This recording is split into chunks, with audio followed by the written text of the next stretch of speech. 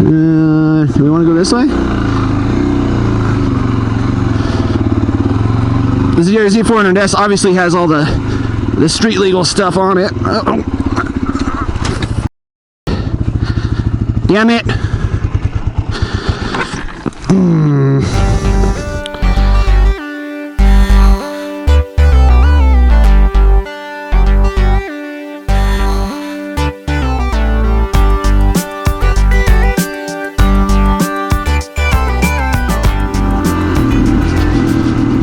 Alright, what is going on, everyone? Welcome back to the Each Adventure channel. My name is Josh, and today we're out here riding in Lytle Creek, and so my initial route has been blocked by some gates. I guess those gates are permanently closed now, which is irritating. But anyways, we're gonna find another way, and yeah, should be good. As you can see, we're out here on the DRZ. It is a 2012 DRZ400S. So anyways, I wanted to do a little video just talking about the DRZ. I haven't really talked about this bike much since I got it. Mentioned, you know, some of the things I found to be different and what my experiences were riding it the first couple times I rode it. But I haven't really talked about the bike at all. So, and that's what you're supposed to do, right? When you have a bike and you have a YouTube channel, you're supposed to talk about the bikes you ride, right? Yeah, you know, it's a requirement. So I figured we'd take some time and talk about what the heck the big deal is about the DRZ400. And I say that not as a knock to the DRZ. I say that as a, why do people hold it to such a high standard? You know, what's the big deal? Oh, no, not today.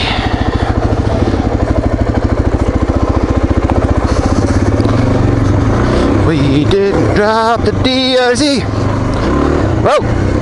So yeah, so like I said, I say that not to knock the DRZ, but to pose the question why people hold the DRZ to such a high standard. And what do I mean by that? I'm exploring all the little side roads today. We didn't. That's cool. So prior to owning the DRZ, I've owned a few different dirt bikes and I've owned a few different dual sports. So I've had a TTR 230, I've owned a YZ 250, I've had an XT 250, a TT 250, which is the CSC Chinese bike, and the Honda CRF 250L. All of them are great bikes. All of them are great bikes. I know the YZ is in a very different category. I mean, it's basically a racing bike. But that was my first bike, actually, and it scared me. it definitely scared me. Is this a wash? Really? Oh, it is. Let's go. Let's go. Sand wash. So the DRZ is obviously a dual sport. They make a non-dual sport version of it, the DRZ400E. From my understanding, they are very similar in a lot of ways. Is that the road? Do we want to go this way? The DRZ400S obviously has all the street legal stuff on it. Damn it. And because of that, it's also a lot heavier to pick up. I try to watch out for that board. And ended up not working out so well. But anyways, let's get out of here. Gotta love that carburetor though.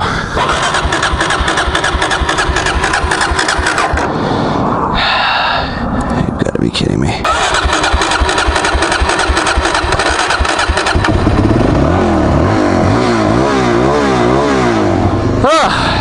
That kind of stuff scares me.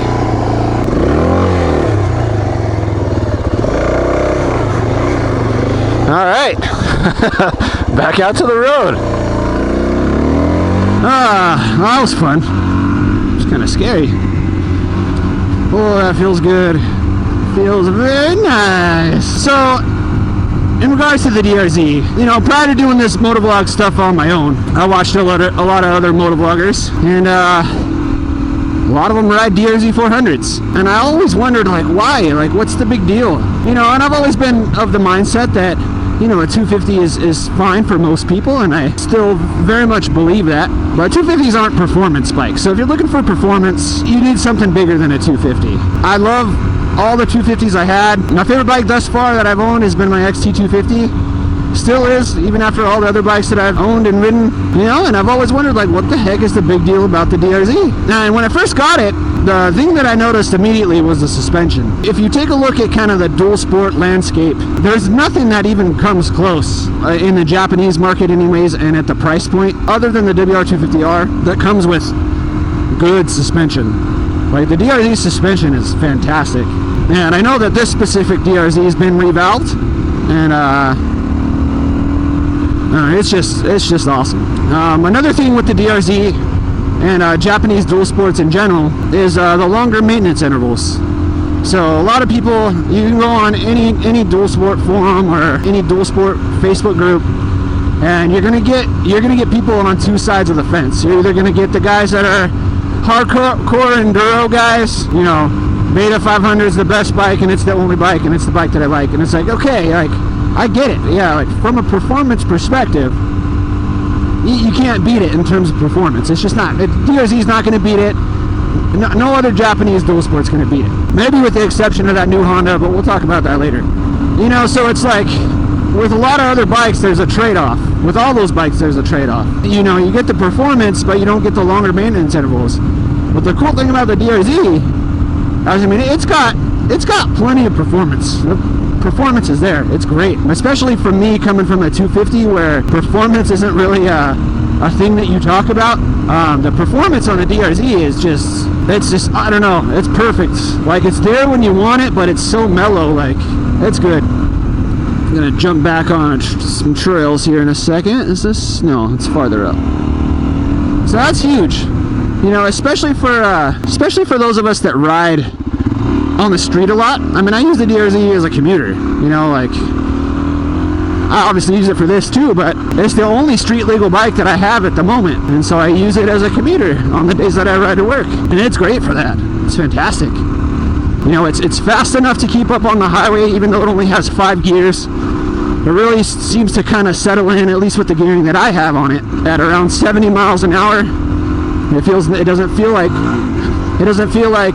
you know, it's strenuous or anything like that, and I've gotten it all the way up to like the mid 80s, and I still had room to go.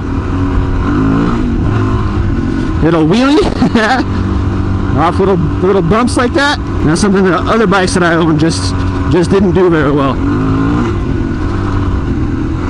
or at all. So yeah, so the longer maintenance intervals are great. The weight is subjective, so to me, I think, if you've seen any of my other videos, and especially my reviews of my Honda, the weight definitely adds a street component that you don't find on other bikes. And I might get some kickback from people that, oh, well, you know, I take my KTM 500 EXE on the street all the time. And it's just like, yeah, like, that's not to say you can't do it, you know what I mean? But there's a lot more stability on the DRZ that weighs, you know, 70 pounds more, especially if you're going to ride it on the highway. Like, I would not, it'd be like me taking my TTR on the highway. Like, yeah, it, you know, it technically can do it, but it's, you know, it's not the best choice. It's not the right tool for the job, I guess, is what I'm trying to say.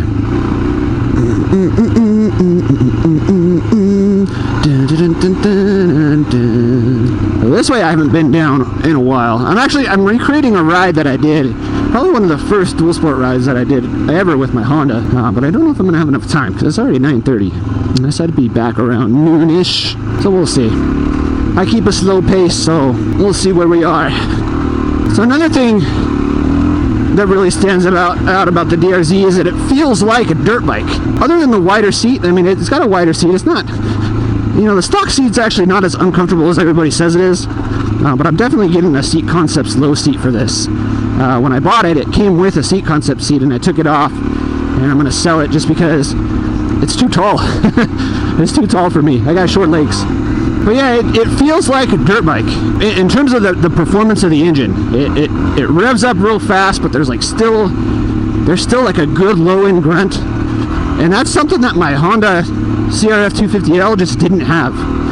And I've heard that also about the WR250R, even though WR250R is a much better bike in terms of, you know, performance-wise anyways.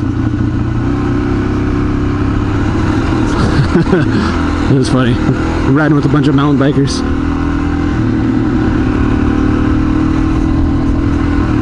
Yeah, and that dirt bike feeling, man, is golden. You know, to have something that performs as well on the street as the DRZ does, and is as smooth as the DRZ is, and to still have it feel like a dirt bike, that's pretty dang impressive, to be honest. Alright, time to pick up the pace here. Whoa, okay, maybe too fast, maybe a little too fast. And another thing is just how versatile this bike is. Like, you know, I was riding kind of twisty technical mountain roads, and then it can easily just jump as easily with a single track. And then it can fly down these desert roads pretty good, and then it can go hit the street like it's no problem. Washboard! Ah!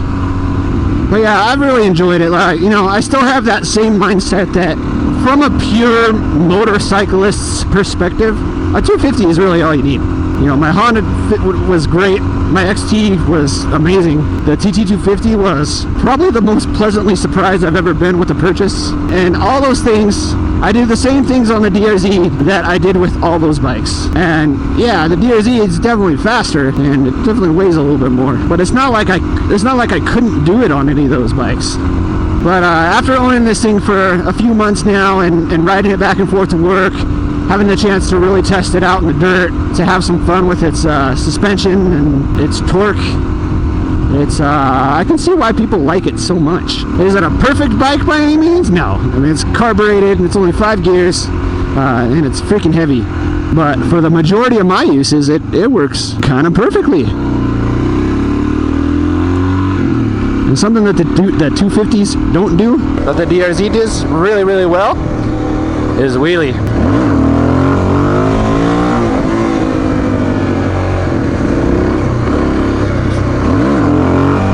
This thing is a wheelie machine, and I love it.